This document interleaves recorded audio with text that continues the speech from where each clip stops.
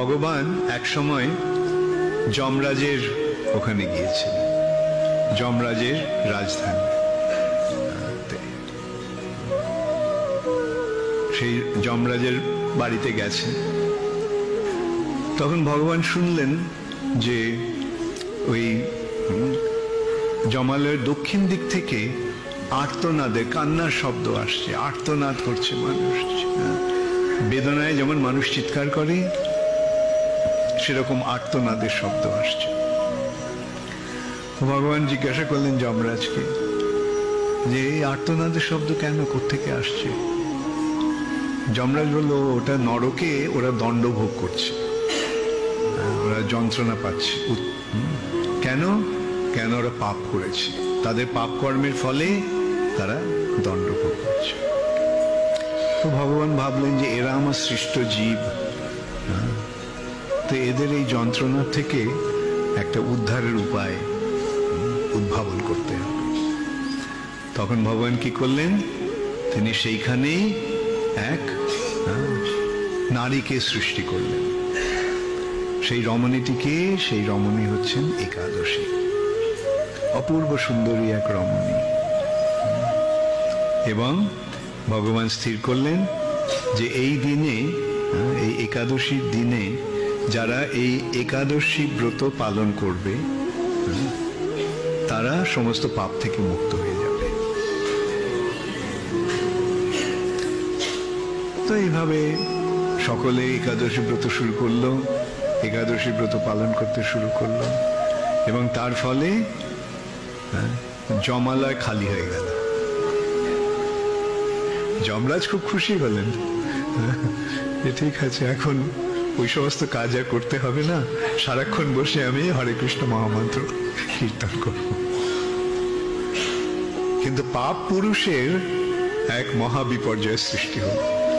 পাপ পুরুষকে, পাপ, সমস্ত পাপ নিয়ে এক ব্যক্তির সৃষ্টি হয়েছে, তার নাম পাপ পুরুষ। বিভিন্ন পাপ দিয়ে তার শরীর রচনা হয়েছে। যেমন ব্রহ্ম হত্যা হচ্ছে তার মাথা, এইভাবে নানা রকম পাপ, তার হাত, তার বুক, তার পা, তার পেট। এখন পাপ হচ্ছে না, তখন সেই পাপ পুরুষের মরো মরো অবস্থা। একদিন ভগবান দেখলেন যে পাপ পুরুষ কোন রকমে কষ্ট করে তার কাছে আসছে। তো ভগবান জিজ্ঞাসা করলেন যে পাপ তোমার এই অবস্থা কেন? সারা শরীর এরকম অস্থি চর্ম সার হয়ে গেছে, কোন তোমার এই অবস্থা কেন? তখন পাপ পুরুষ বলল যে ভগবান, যেদিন থেকে আপনি একাদশী ব্রত সৃষ্টি করেছেন সেদিন থেকে সকলে ওই একাদশী ব্রত পালন করে পাপ থেকে মুক্ত হয়ে যাচ্ছে। তার ফলে জগতে আর পাপ নেই, তার ফলে আমার এই দুর্দশা। আমিও তো আপনারই সৃষ্ট জীব, তো আমার উদ্ধারের একটা, আমার জীবন ধারণের, জীবন রক্ষার একটা উপায় আপনি করুন।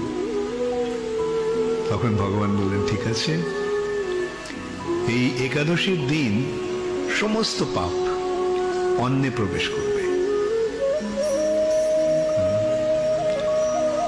এবং কেউ যদি পাপ নাও করে কিন্তু সে যদি অন্ন খায় তাহলে সেই তার সমস্ত পাপ তার শরীরে প্রবেশ করবে। তাহলে কি হলো? একাদশীর দিনে সমস্ত পাপ অন্নে প্রবেশ করছে, মানে চাল, ডাল, গম ইত্যাদিতে। এবং সেগুলি যখন খাওয়া হয়, পাপ না করলেও সে পাপগুলি তাদের শরীরে আসে। তাহলে বোঝা গেল কেন আমরা একাদশীর দিন অন্ন খাই না।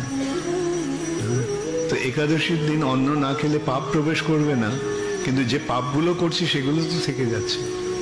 তাহলে কি করতে হবে? একাদশী ব্রত যথাযথভাবে পালন